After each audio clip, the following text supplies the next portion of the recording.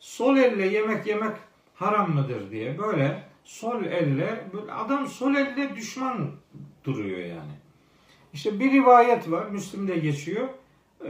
Peygamberimize nispet edilen bir rivayette. Öyle dedi mi demedi mi Allah bilir. Doğrusu dediği kanaatinde değilim. Şeytan sol eliyle yer. Canım, şeytan maddi bir nesnel varlık değil ki, öyle bizim anladığımız manada çorbadan, yemekten, şuradan buradan böyle maddeten gıdalanan bir yapıda bir şey değil ki. Mesela Kur'an-ı Kerim'de sol ifadesi amel defterinin soldan alınması noktasında çeşitli ayetlerde geçer. O yani bir yön olarak bir organı nihayetinde kötüleştirme veya onu insanların dikkatinden çıkartma ya da ona ikinci plan muamelesi gösterme noktasında bir ayrım içermez. Çift organlarımız vardır bizim, değil mi? İki gözümüz var yani. Şimdi sağ gözünle bakmak iyidir, sol gözünle bakmak iyi değildir mi diyeceğiz? Yani sağ kulak iyi, sol kulakta arıza var mı diyeceğiz? Burun deliklerinin sağı iyidir, solu kötüdür mü diyeceğiz? Değil mi? Yani akciğerlerin sağı iyi, solu kötü. Böyle mi? Ayağımızın sağı iyi, bu o değil yani.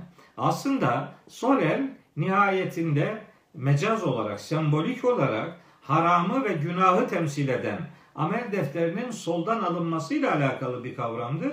Siz haram yememeye dikkat edin, haram üzerinden duruşunuzu şekillendirin. Bana bazen soruyorlar işte sol elle yemek yemek nedir filan diye. Ben de diyorum ki yani o soruyu başkasına sorun da bana soracağınız soru şu olsun. Yediğin yemek helal mı haram mı? Ben ona bakarım. Kazandığın o sofrana getirdiğin, tabağına getirdiğin o yemek helal mı haram mı?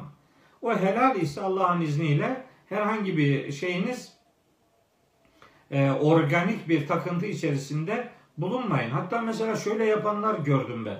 Çocuk diyelim solak. Bunun sol elini arkadan bağlıyor.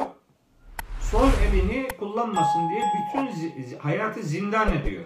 Sonra serbest kalınca da gene sol eliyle her şeyi yapıyor. Yani sol eli hor hakir görmenin bir alemi var mı? Yani bu sadece, çok affedersiniz, sadece taharetle ilgili midir? O yüzden yani iki organımız, biz dua ederken sadece sağ elimizi mi kaldırıyoruz? Sol elimiz el değil mi yani? Hatta Yahudiler Allah'ın eli sıkıdır demişler. Maide suresinin 64. ayetinde Allah-u Teala onlara verdiği cevabında buyuruyor ki "Hullet eydihim ve lu'inu bima kalu." Hay elleri kilitlenesiceler. Ve lu'inu bima kalu. Dediklerinden dolayı da lanete uğratıldılar. Bırakın tek elinin kilitli olmasın Allah'ın. Yedahu mebsudatani. Allah'ın iki eli de açıktır. Bakın bunlar sembolik ifadelerdir. Sol el ve yemekle ilgili dikkat çekilen, o rivayette aslında dikkat çekilen asıl unsur, eğer rivayet sahih ise inanın orada Peygamberimizin dikkat ettiği şey yenilen şeyin helallığı ve haramlığı noktasında bir duyarlılığa dikkat çekmektir. Yoksa sol elle alakalı bir adam, yani diyelim ki sol elle kesiyor, sağ elle yiyor. O zaman sol el işe yaramayacaksa hiç onu sofraya katmamak lazım, değil mi? Bunu demiş olamaz. Bu meseleyi de böyle kısaca sizinle paylaşmak istedim.